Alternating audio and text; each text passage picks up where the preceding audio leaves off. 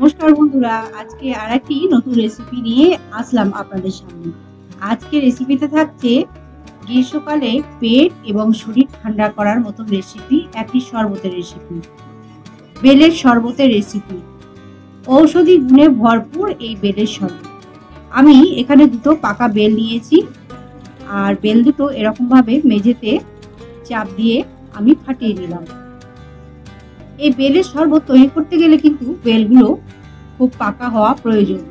বেশি পাকা না হলে বেল কিন্তু মিষ্টি হবে না আর সুগন্ধ বেরোবে না। দুটো বেল এখানে আমি ফাটিয়ে নিয়েছি। এবার এই বেলের ভেতরের অংশের শাঁসগুলো আমি বার করে নেব।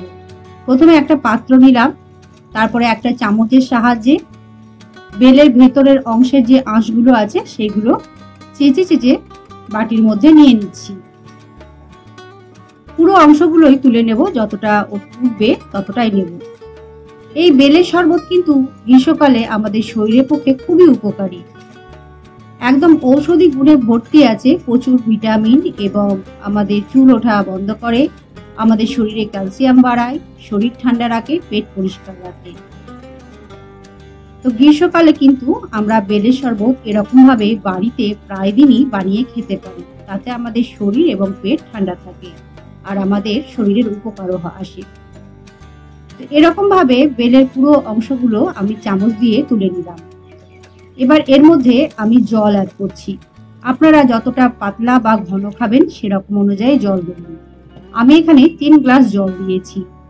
এবার হাত দিয়ে এরকম ভাবে চটকে বেলের ভেতরের আঁশের যে মাড়িটা থাকে এরকম ভাবে বার করে নিচ্ছি।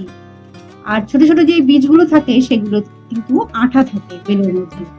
তো ভালো করে আমি হাত দিয়ে এরকম ভাবে প্রেস করে এরকম করে নিংড়ে নিংড়ে যে বীজ এবং যেটা আঁশ থাকে সেগুলো পরিষ্কার করে নিচ্ছি, ছেঁকে তুলে নিচ্ছি।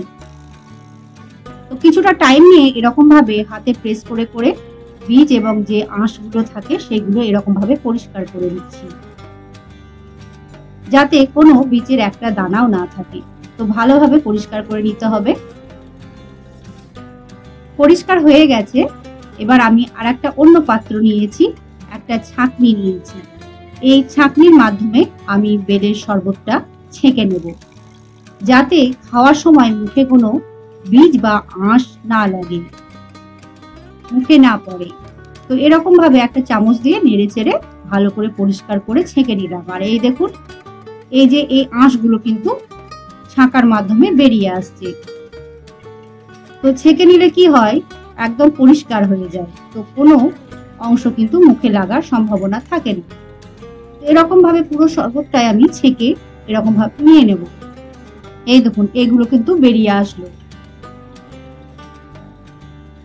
তো পুরো শরবতটা ছাঁকা হয়ে গেছে।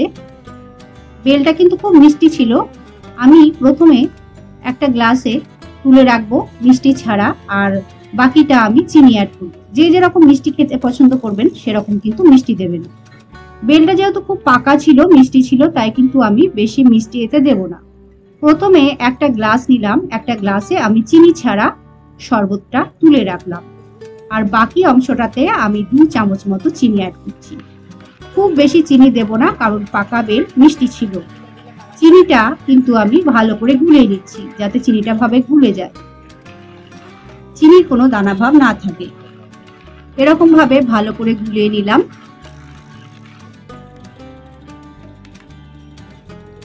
এবার অন্য আর একটা গ্লাসে আমি সার্ভ করে নিচ্ছি, একটা চিনি ছাড়া আর একটা চিনি দিয়ে। যে যেরকম খেতে পছন্দ করবেন সেরকম ভাবে খাবেন। দুটো গ্লাসে নিয়েছি, বাকিটা রেখে দিলাম। এবার আমি বরফ নিয়েছি। গ্রীষ্মকালে বরফ দিলে ঠান্ডা ঠান্ডা একটা ভাব আসে, খেতেও ভালো আসে আর পেটটাও ঠান্ডা হয়। তাই যে যেরকম ঠান্ডা খেতে পছন্দ করবেন সেরকম কিন্তু বরফ দেবেন শরবতে। বরফটা দিয়ে চামচ দিয়ে একটু গুলিয়ে নিচ্ছি। ঔষধি গুণে ভর্তি এই বেলের শরবত কিন্তু তৈরি হয়ে গেছে। আমাদের শরীর এবং পেট ঠান্ডা রাখে। একবার এরকম ভাবে তৈরি করে খাবেন বন্ধুরা। আর বেলের শরবতের রেসিপিটা কেমন লাগলো অবশ্যই কমেন্টে জানাবেন। ভালো লাগলে লাইক করবেন, আর নতুন বন্ধুরা যারা চ্যানেলটি সাবস্ক্রাইব করেনি অবশ্যই করে নেবেন। ভিডিওটি দেখার জন্য আপনাদেরকে অসংখ্য ধন্যবাদ। নমস্কার।